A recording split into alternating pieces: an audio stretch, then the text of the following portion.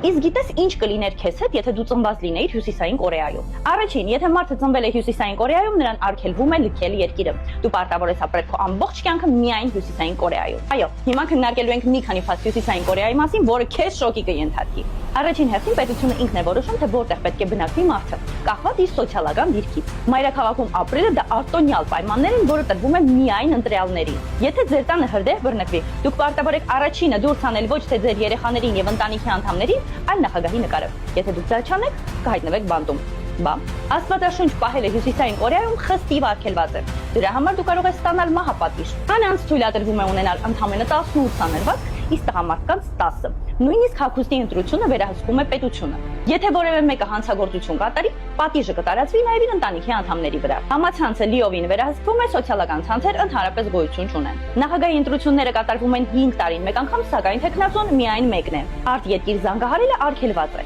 Դրա համար քեզ կարող են ուղարկել ուղիչ ճամբար։ Երկրում գործում է ընդամենը 3 հեռուստաալիք, որոնք 3-ն էլ պետական են։ Ջինսետ աբադ կրելը նույնպես արգելված է։ Ես շատ ուրախ եմ, որ մենք չենք ծնվել Հյուսիսային Կորեայում։ Մեկնաբանություններում գրի թե էլ ինչ գիտես Հյուսիսային Կորեայի մասին, իսկ քեզ հետ լիցներ աշխարհի նորություններով կգնորդագրվիր։